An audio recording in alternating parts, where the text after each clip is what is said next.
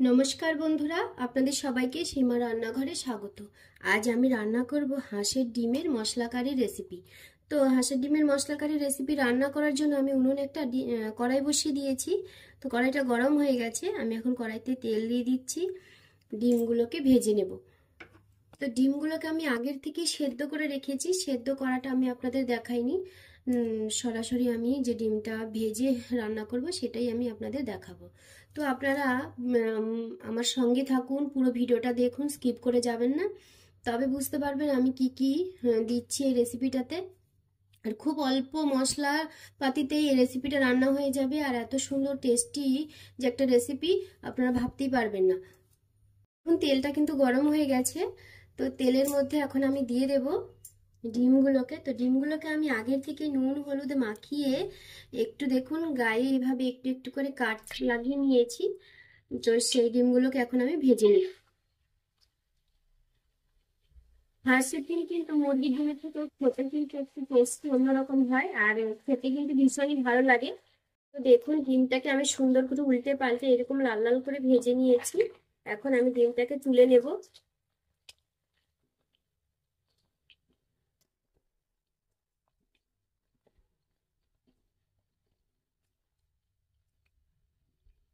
তো দেখুন ডিমটাকে আমি ভেজে তুলে নিয়েছি।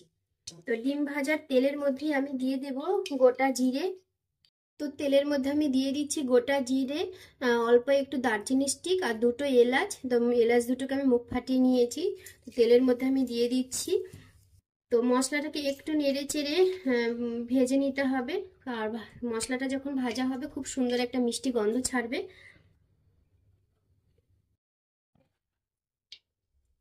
গোটা মশলাগুলো খুব সুন্দরভাবে ভাজা হয়ে গেছে।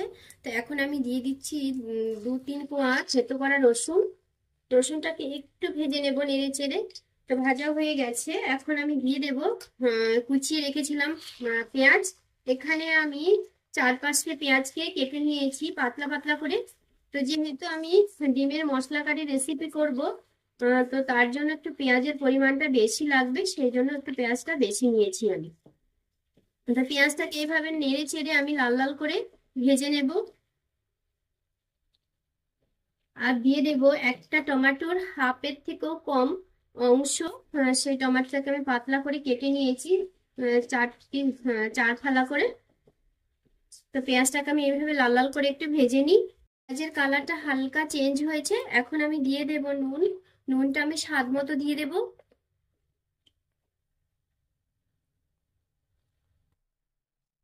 নুনটা আমি দিয়ে দিয়েছি, এখন দিয়ে দেব হলুদ গুঁড়ো।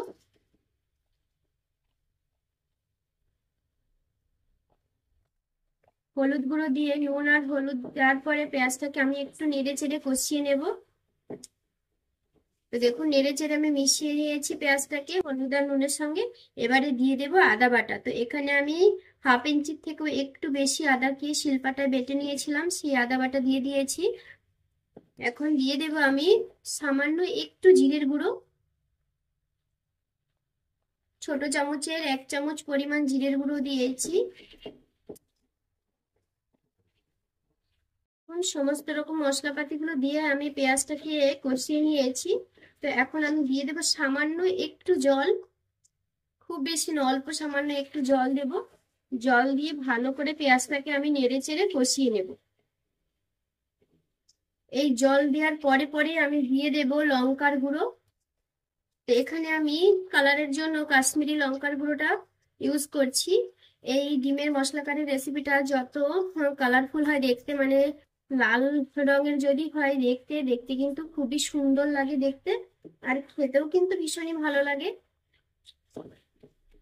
তো আমি লঙ্কার গুঁড়োটা দিয়ে দিয়েছি, আর ঝালের জন্য আর কোনো লঙ্কা ব্যবহার করব না, আমি এই লঙ্কাতেই হয়ে যাবে।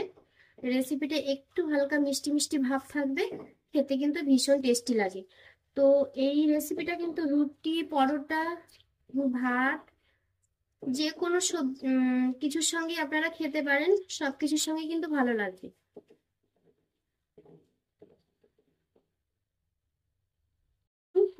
পেঁয়াজের গা দিয়ে কত সুন্দর তেল ছেড়েছে। তো দেখুন মশলাটা কিন্তু প্রায় কষানো হয়ে গেছে। এখন আমি দিয়ে দেব ভেজে রাখা ডিমগুলোকে। তো ডিমগুলোকে দিয়ে দিয়েছি, দিয়ে একটু নেড়ে চেড়ে আমি দিয়ে দেবো সামান্য একটু জল, যাতে করে পেঁয়াজগুলো আমার আরো একটু নরম হয়ে যায় তার জন্য।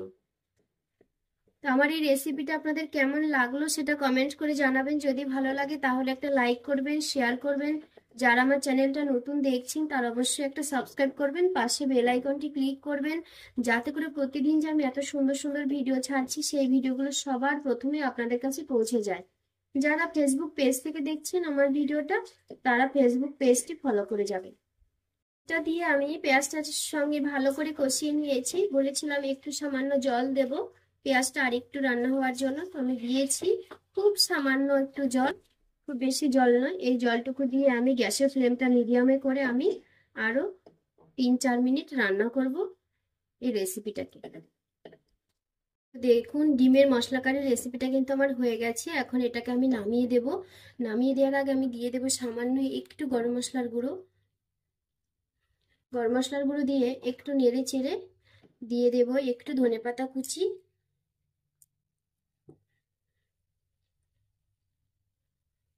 তো এই রেসিপিটা আমার হয়ে গেছে, এখন নামিয়ে দেব। নামিয়ে দেওয়ার দিয়ে আমি গরম গরম রুটির সঙ্গে পরিবেশন করব। তো আপনারা সবাই ভালো থাকবেন, সুস্থ থাকবেন, সবাইকে টাটা।